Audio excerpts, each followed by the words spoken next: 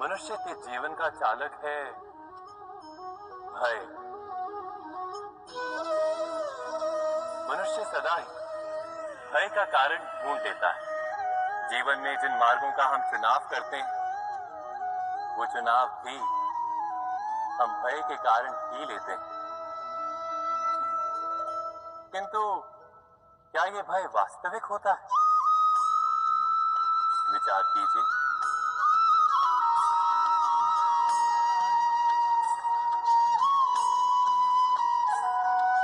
भय का अर्थ है आने वाले समय में विपत्ति की कल्पना। किंतु समय का स्वामी कौन है? ना तो हम समय के स्वामी हैं, ना हमारे शत्रु या प्रतिस्पर्धी। समय तो ईश्वर के अधीन चलता है। तो क्या यदि कोई आपको हानि पहुंचाने के लिए केवल योजना बनाता है, वो वास्तव में आपको हानि पहुंचा सकता है? नहीं। किंतु भय से भरा हुआ हृदय हमें अधिक हानि पहुंचाता है। क्या ये सत्य नहीं?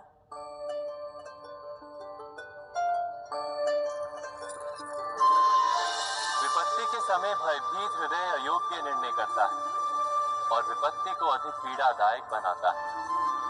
किंतु विश्वास से भरा हृदय विपत्ति के समय को भी सरलता से पार कर जाता है।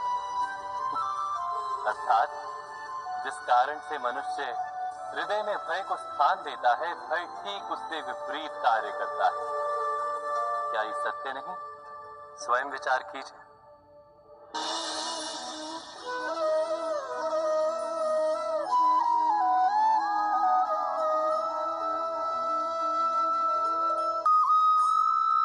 जीवन में आने वाले संघर्षों के लिए जब मनुष्य स्वयं को योग्य नहीं मानता, जब उसे अपने ही बल पर विश्वास नहीं रहता, तब वो सद्गुणों को त्याग कर दुर्गुणों को अपनाता है।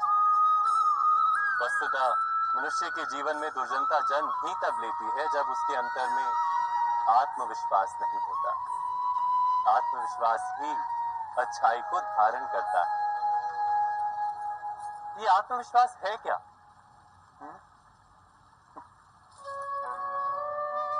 जब मनुष्य ये मानता है कि जीवन का संघर्ष उसे दुर्बल बनाता है, तो उसे अपने ऊपर विश्वास नहीं रहता। वो संघर्ष के पार जाने के बदले संघर्ष से छूटने के उपाय ढूंढने लगता है।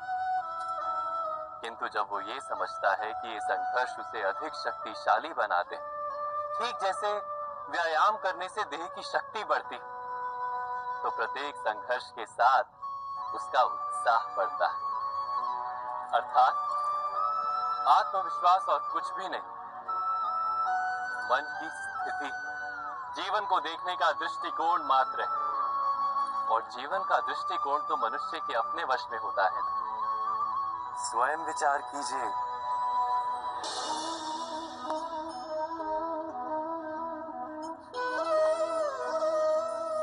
सत्ता की लालसा सबके हृदय को घेरे रहती है। प्रत्येक व्यक्ति अपना एक राष्ट्र निर्मित करने का प्रयत्न अवश्य करता है। फिर वो राष्ट्र गुरु राष्ट्र की भांति बहुत बड़ा हो या फिर अपने परिवार तक सीमित हो, वो सत्ता प्राप्त करने का प्रयास अवश्य करता है। किंतु सत्ता का वास्तविक रूप क्या है? क्या हमने कभी विचार किया है?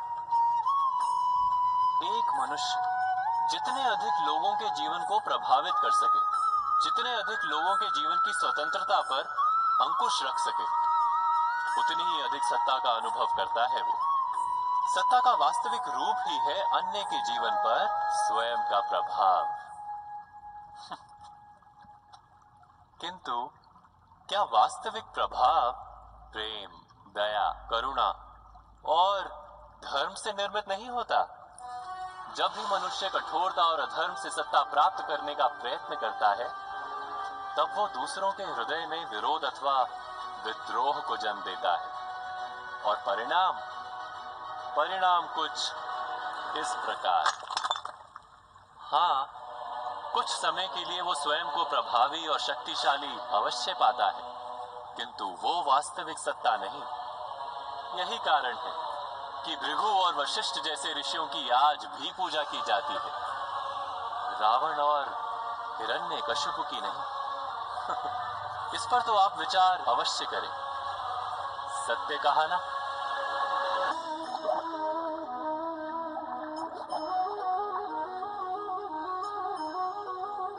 इस संसार में आने वाला प्रत्येक बालक संपूर्णतः संस्कार रहित होता है।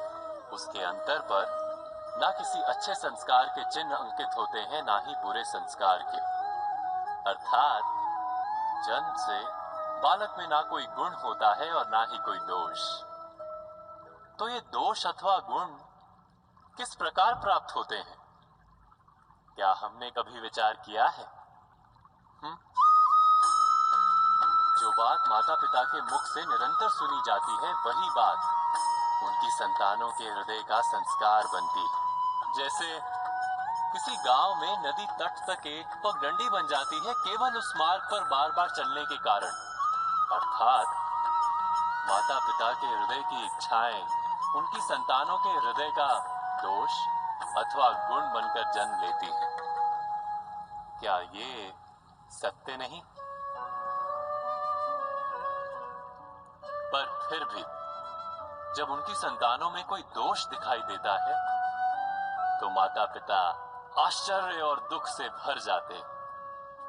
माता पिता का हृदय ये प्रश्न करता है कि उनकी संतानों में ये कुसंस्कार आए कहां से। सत्य तो यही है कि माता पिता अपनी संतानों को अनजाने में ही कुसंस्कार के बीज दे देते हैं, जो उनके संतानों की हृदय भूमि पर कुसंस्कार का वृक्ष बनकर उठता है। अर्थात अपनी संतानों को सुसंस्कारी और धर्ममय बनाने की आशा रखने वाले प्रत्येक माता पिता को प्रथम अपने हृदय की इच्छाओं पर अंकुश रखना क्या अनिवार्य नहीं?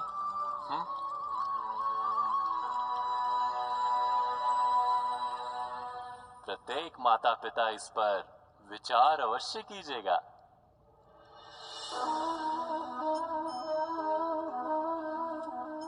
मनुष्य का स्वभाव है कि वो स्वयं को, अपने परिवार को, अपनी संतानों को अधिकतम सुख प्राप्त हो ऐसी इच्छा रखता है।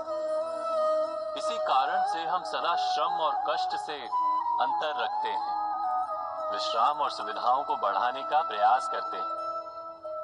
स्वयं अपने जीवन का विचार कीजिए, क्या ये सत्य नहीं कि हम अपनी संतानों के लिए सदा ही विश्राम और सुविधा का आयोजन करते हैं? पर क्या कभी सोचा है केवल विश्राम से क्या लाभ प्राप्त होता है? केवल सुख और सुविधा जिन्हें प्राप्त हो उनका जीवन कैसा होता है? शरीर जब श्रम करता है तो अधिक स्वस्थ बनता है। बुद्धि भी जब कठिन चुनौतियों का सामना करती है तो अधिक तेजस्वी बनती है। ये हम सबका अनुभव है, पर हम शायद ये भूल जाते हैं कि मन और आत्मा को जब कठिनाइयां प्राप्त होती हैं तब वे भी अधिक बलवान होती हैं। अर्थात जब भी हम अपनी संतानों को श्रम और दुख से दूर रखने का प्रयास करते हैं, क्या वास्तव में उनके सुख का मार्ग बंद नहीं कर देते? स्वयं विचार कीजिए।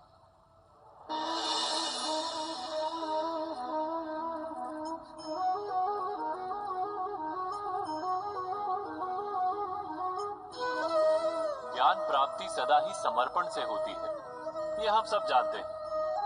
किंतु समर्पण का वास्तविक महत्व क्या है? क्या हमने कभी विचार किया? मनुष्य का मन सदा ही ज्ञान प्राप्ति में विभिन्न बाधाओं को उत्पन्न करता है। कभी किसी अन्य विद्यार्थी से ईर्ष्या हो जाती है, कभी पढ़ाए हुए पाठों पर संदेह जमता है, और कभी गुरु द्वारा दिया गया दंड मन को अहंकार से भर देता है। नहीं, क्या ऐसा नहीं होता? न जाने कैसे कैसे विचार मन को भटकाते हैं, और मन की इसी अयोग्य स्थिति के कारण हम ज्ञान प्राप्त नहीं कर पाते। मन की योग्य स्थिति केवल समर्पण से निर्मित होती है। समर्पण मनुष्य के अहंकार का नाश करता है। ईर्ष्या, महत्वाकांक्षा आदि भावनाओं को दूर कर हृदय को शांत करता है और मन को एकाग्र करता है। वास्तव में ईश्वर की सृष्टि में ना ज्ञान की मर्यादा है, ना ज्ञानियों की। गुरु दत्तात्रेय ने तो गाय और श्वान से भी ज्ञान प्राप्त कर लिया था। अर्थात विषय ब्रह्म ज्ञान का हो या जीवन के ज्ञान का या गुरुकुल में प्राप्त होने वाले ज्ञान का, उसकी प्राप्ति के लिए गुरु से अधिक महत्व है उस गुरु के प्रति हमारा समर्पण। क्या ये सत्य नहीं? स्वयं विचार कीजिए।